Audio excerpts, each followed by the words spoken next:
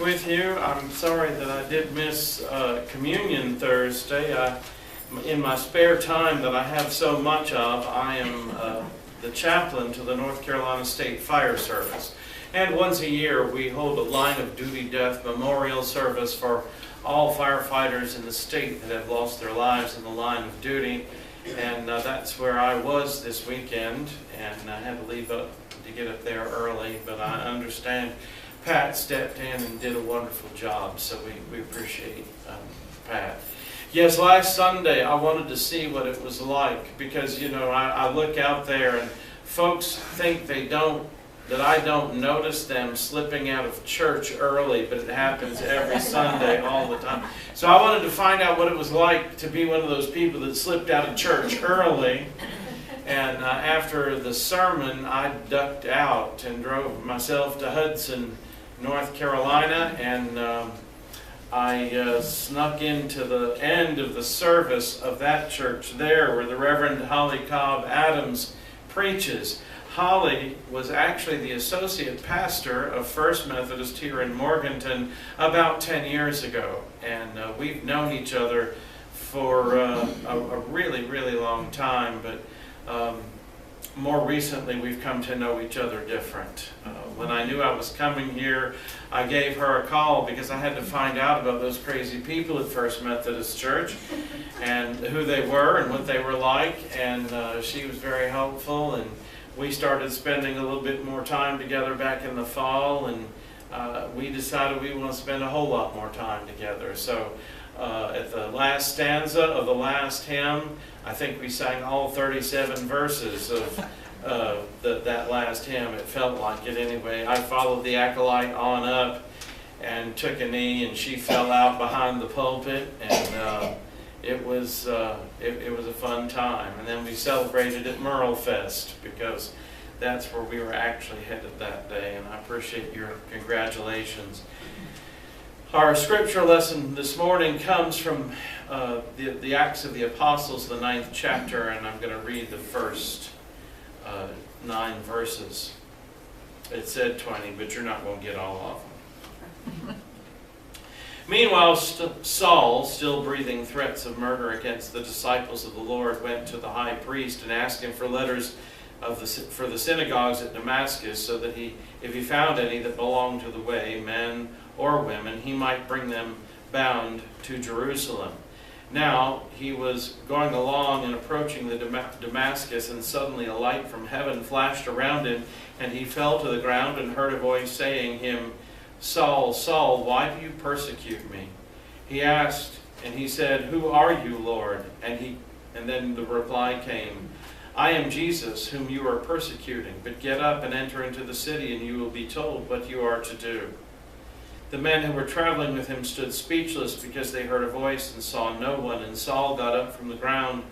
Though his eyes were open, he could see nothing. And they led him by the hand and brought him to Damascus. And for 3 days he was without sight, and neither ate nor drank. These are the words of God for the people of God. Thanks be to God. Would you pray with me and for me, please? Gracious God, may the meditations of our hearts and the words of my mouth be acceptable in your sight, O Lord, you who are our strength and our Redeemer. Amen. I just couldn't figure out where to start this morning. A lot going on. I had a wonderful weekend with my friends in the North Carolina Fire Service. Unfortunately, we have to have this line of duty death memorial service every year. I keep trying to pray myself out of a job so that I don't ever have to do that ever again. But unfortunately, things do happen, and so it's an honor and privilege to serve the fire service in that way. This morning early, I became aware of a law enforcement officer in Mooresville that was shot in the line of duty overnight last night. At Lake Junaluska today in Stewart Auditorium, one of the 2 boys that was shot on the campus of UNC Charlotte will be memorialized there, and there'll be a private service for the other boy who was from down Midland Way. lot whirling around in my head about those terrible things. So I've been distracted. And I think it's easy for us to get distracted because we become so focused on where we're going, what we're doing, what we're thinking, how we're living, that when something happens that is out of the ordinary, we get very distracted. For 24 years, I served as a volunteer firefighter in various departments across the state of North Carolina. So I inevitably spent a lot of time standing in the middle of the road with a traffic vest on, sending people somewhere that they didn't want to go. Because everybody who came our way wanted to go right through our accident scene or fire scene, and they would be very frustrated with me when I would send them another way. Now, part of their frustration oftentimes was, I've never gone that way before. And most of the time, we would set up detours in such a way, and I would have them roll down the window, and I would say, sir or ma'am, take 2 right turns.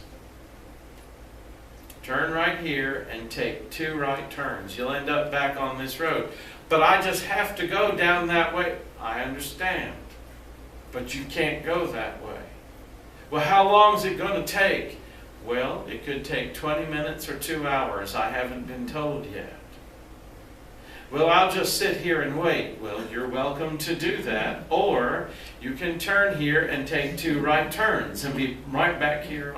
It's difficult for us to rewire when we get so used to doing things. It becomes very hard for us to rewire, and Saul was one of those people. Saul was very good at what he did. Saul's job was to round up followers of the way, Christians, men and women who had come into relationship to God through Jesus Christ. His job was to round them up and to bind them and carry them to Jerusalem for trial, because it was illegal to be a part of this movement. And he was a zealot. He was very passionate about making sure that the faith stayed true.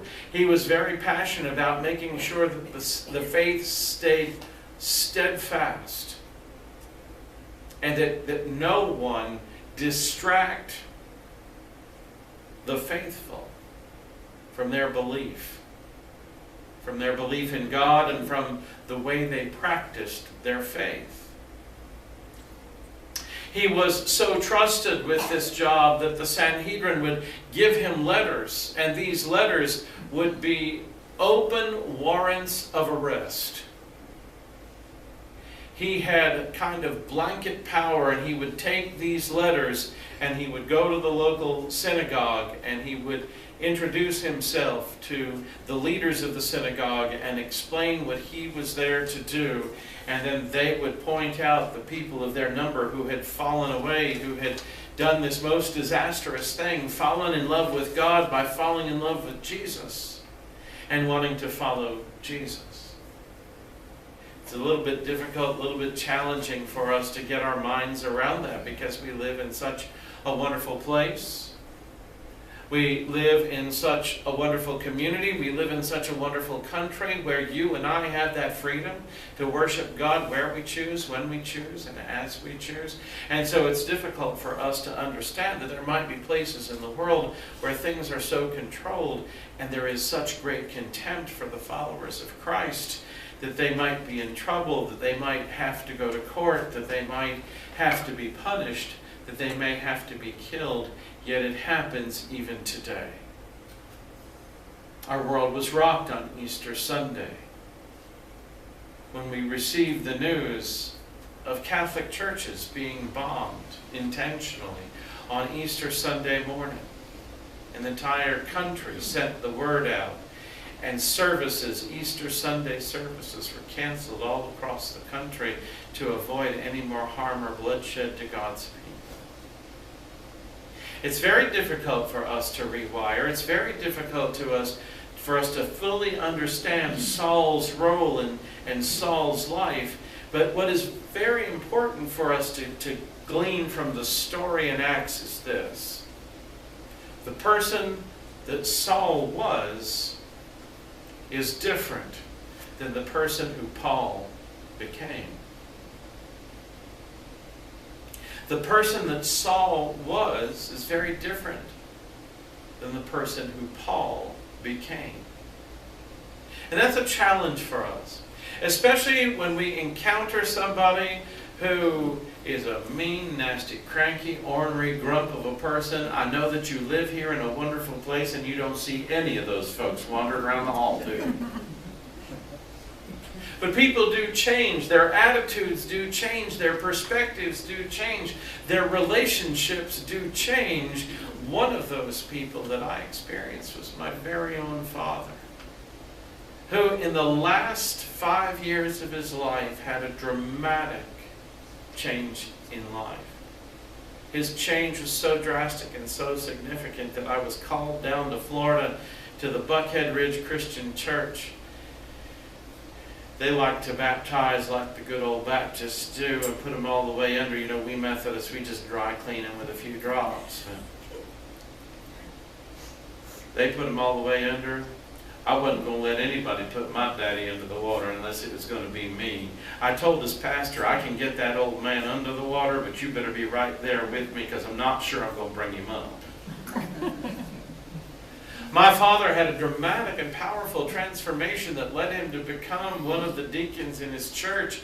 And he began to take people to the hospital and he began to pray with people. That was his goal, was to get to a level in his church where he could actually be the guy that went to hospital with people who were ill and prayed with them and read scriptures with them. This was not my daddy, because he was a mean, nasty, cranky, ornery son of a gun. But at a certain point in his life, Jesus got a hold of his heart. And that's what happens when Jesus gets a hold of our hearts. He was 66, 67 when that happened. So you can teach old dogs new tricks, can't you? So when you encounter those mean, nasty, ornery, cranky folks in your life, no matter who they are, no matter where they are, know and understand that if God can change my daddy, and if God can change Saul into Paul, and have him have that dramatic experience of the transformation that comes from entering into the light that is Christ, well, Jesus can do that for anybody.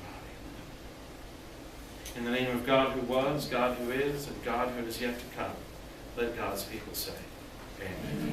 Amen. Blessings to you folks. I have to head out because we have church at 10:30 and there's just general chaos going on right now as there is before the service. So I'm going to go put things in order before we have church. Thank you so much for that wonderful.